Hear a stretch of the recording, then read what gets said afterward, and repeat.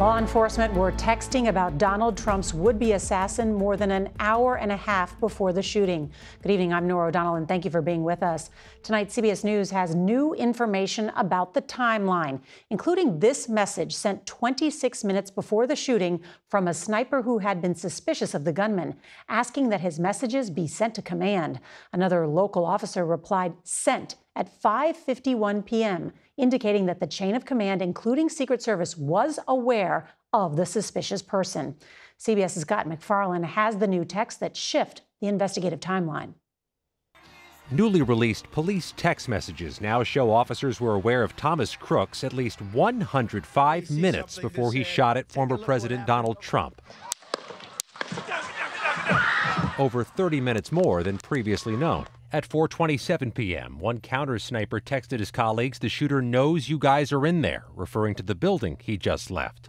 At 5:38 p.m., in a different group chat, an officer sent a picture of Crooks and says, "I did see him with a rangefinder looking toward the stage." Still, 40 minutes later, Crooks had a clear line of sight at the stage when he shot Trump. Seemed to have a comprehension of the security arrangements, if you will, and seemed to have really done a deep dive into possibly how to get around those. There were other failures of communication. Beaver County, Pennsylvania held a morning security briefing that day. Secret Service was absent. In fact, that SWAT team says they never spoke to Secret Service on the day of the rally until after the assassination attempt. This new timeline comes as an FBI investigation reveals Thomas Crooks carefully planned his moves. The FBI says Crooks' internet history reveals he researched power plants, explosive devices, how far Lee Harvey Oswald was when he assassinated JFK, and even the assassination attempt against the Slovak prime minister earlier this year. They say he made more than 24 firearm-related purchases and bought chemicals in the year before the shooting using aliases.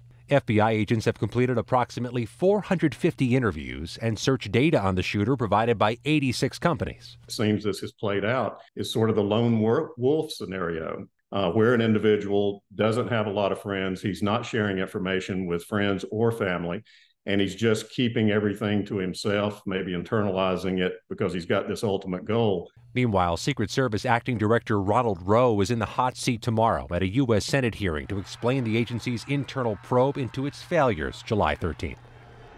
Yet another investigation is just launched. The U.S. House has a 13-member panel with subpoena power to investigate the failures of July 13th and whether any risks or vulnerabilities remain. Norah?